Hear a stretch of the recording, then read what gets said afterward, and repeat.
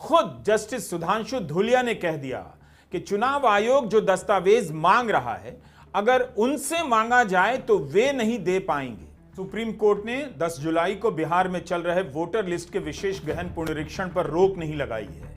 Court में आज आयोग सवालों से घिर गया। कई सवालों के जवाब देते नहीं बना तो 28 जुलाई तक के लिए उसे समय दिया गया है। जो बड़ी बात हुई है वह यह कि सुप्रीम कोर्ट ने आयोग को सुझाव दिया है कि आप आधार कार्ड, वोटर आई कार्ड और राशन कार्ड को भी बिहार के गहन पुनरीक्षण में प्रमाण पत्र के रूप में स्वीकार करें। कांग्रेस, राजद सहित विपक्षी दल पहले दिन से इसकी मांग कर रहे हैं। खुद जस्टिस सुधांशु धूलिया ने कह दिया कि चुनाव आयोग जो दस्तावेज मांग रहा है, अगर उनसे मांगा जाए तो वे नहीं दे पाएंगे। अब बताइए, भारत के सुप्रीम कोर्ट के जस्टिस धूलिया कह रहे हैं कि आपने जितना समय दिया है उतने समय में तो ये दस्तावेज बिल्कुल नहीं दे पाएंगे। कोर्ट ने कहा कि आप उन दस्तावेजों को मांग रहे हैं जो लोगों के पास नहीं है। ये हालत हो गई आज चुनाव आयोग की। आप यह भी सोचिए कि आयोग जो दस्तावेज मांग रहा है, अगर उनमें से एक दस्तावेज सुप्रीम कोर्ट के जस्टिस नहीं दे सकते हैं तो बिहार की करोड़ों जनता के साथ कितना बड़ा जुल्म हो रहा है। इसी के साथ चुनाव आयोग को 28 जुलाई से पहले 3 सवालों के जवाब भी सुप्रीम कोर्ट को देने होंगे। चुनाव आयोग को विशेष गहन पुनरीक्षण कराने का अधिकार है या नहीं? ठीक चुनाव से पहले इस समय यह क्यों किया जा रहा है? चुनाव आयोग ने जो प्रक्रिया अपनाई है उसका आधार क्या है? तीनों ही सवाल 25 जून से संविधान के जानकार, पत्रकार, विपक्ष के नेता उठा रहे हैं। कई लेख लिखे जा चुके हैं, लेकिन इन 3 बुनियादी सवालों का जवाब देने के लिए आयोग को इतना समय क्यों चाहिए था? चुनाव आयोग के पास इनके जवाब तुरंत हाजिर होने चाहिए थे। आज ही वह इन सवालों के जवाब के साथ क्यों नहीं हाजिर हुआ? बताइए, जिन नियमों के तहत आयोग काम करता है, उन्हीं नियमों की जानकारी देने के लिए आयोग को इतना समय चाहिए? सुप्रीम कोर्ट में सुनवाई के दौरान चुनाव आयोग की दलीलों को सुनकर याद आने लगा कि इसी तरह ईडी के केस में जमानत नहीं देने को लेकर सरकार के वकीलों के पास कोई तर्क होता नहीं था। सुप्रीम कोर्ट में जस्टिस सुधांशु धूलिया और जस्टिस जयमाला बागची की बेंच के सामने बिहार में वोटर लिस्ट के पुनरीक्षण अभियान को लेकर सुनवाई चल रही थी। अब अगली सुनवाई 28 जुलाई को हो सकती है। क्या चुनाव आयोग आधार कार्ड, वोटर आई कार्ड और राशन कार्ड पर सुप्रीम कोर्ट का सुझाव मानेगा? एक तरह से लगता है सुप्रीम कोर्ट ने भी आयोग को एक रास्ता दिया है कि अगर पूरी प्रक्रिया पर रोक जैसे कठोर कदम से बचना है तो इन 3 दस्तावेजों को मंजूरी देकर रास्ता निकाला जा सकता है। जस्टिस धूलिया ने कहा कि यह बहुत ही महत्वपूर्ण मुद्दा है और लोकतंत्र की जड़ को प्रभावित करता है। सुप्रीम कोर्ट ने आयोग से साफ साफ कह दिया, अगर आपको मतदाता सूची के गहन पुनरीक्षण के तहत नागरिकता की जांच करनी थी तो आपको यह काम पहले करना चाहिए था। आपने थोड़ी देर कर दी। याचिकाकर्ताओं ने कहा कि किसी भी नियम में चुनाव आयोग को ऐसा करने का अधिकार नहीं दिया गया है और इतने कम समय में यह काम करना गलत है। जस्टिस धूलिया ने चुनाव आयोग से कहा कि याचिकाकर्ता आपसे पूछ रहे हैं कि आप जो कर रहे हैं वह ना तो वोटर लिस्ट की समीक्षा है और ना ही गहन समीक्षा है। विशेष गहन पुनरीक्षण कर रहे हैं जिसका जिक्र कानून की किताब में नहीं है और आप तो नागरिकता पर सवाल उठा रहे हैं। इस सुनवाई में चुनाव आयोग की तरफ से जो दलील दी गई और जिस तरह से दलील दी गई वह सिहरन पैदा करती है। आयोग के वकील राकेश द्विवेदी ने याचिकाकर्ताओं से कह दिया, इनमें से कोई बिहार का वोटर नहीं है।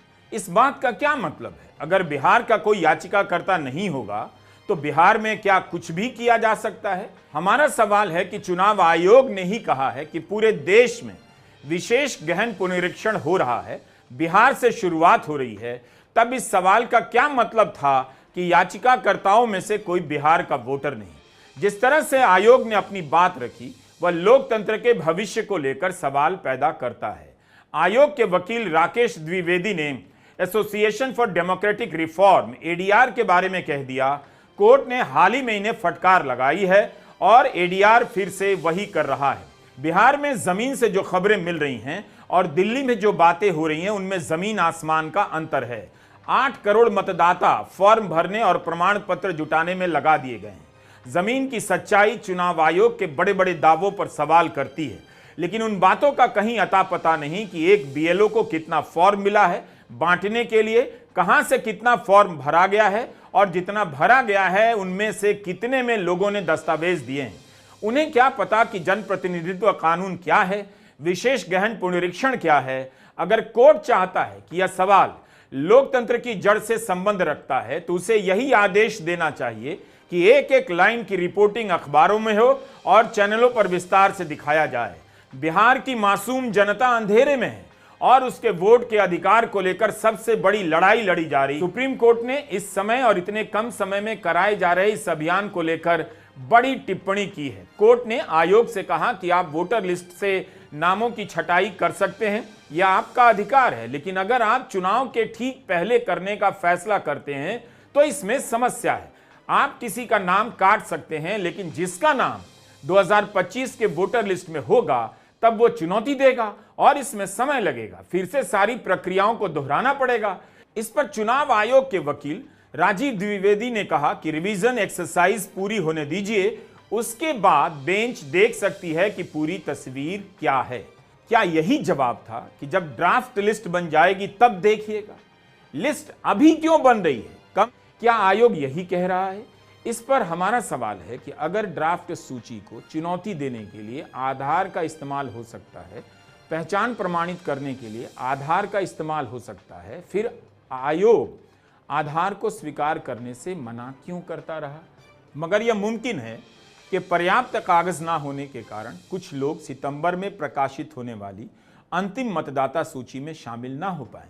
ऐसे लोगों के पास अपने नाम हटाए जाने के फैसले को चुनौती देने के लिए बहुत कम समय बचेगा। अगस्त से सितंबर के बीच जब करोड़ों लोगों के नाम कटेंगे या लाखों लोगों के नाम कटेंगे या कुछ हजार लोगों के नाम कटेंगे तो क्या होगा? चुनाव होगा नवंबर में और चुनाव से ठीक पहले यह सब किया जा रहा है। बड़ी संख्या में लोगों का वोट करने का अधिकार खतरे में पड़ सकता है। उन्हें अपील का समय नहीं मिलेगा, मौखिक सुनवाई में समय लगता है। खुद जस्टिस धूलिया ने यह बात की है। उम्मीद है आयोग जस्टिस धूलिया की इस चेतावनी को याद रखेगा और अखबार इस बात को प्रमुखता से छापेंगे जो जस्टिस धूलिया ने कही है कि हमें संदेह है कि आप यह टाइमलाइन निभा पाएंगे या नहीं। याद रखिए, आपको प्रक्रिया का पालन करना है, यह व्यवहारिक नहीं है। 10 जुलाई की सुनवाई से सवालों को विराम नहीं मिला है, सवाल उठाने वालों को आराम नहीं मिला है।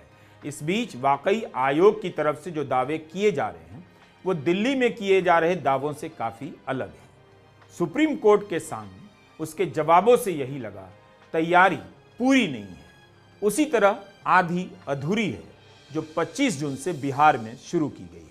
नमस्कार, मैं रवीश कुमार।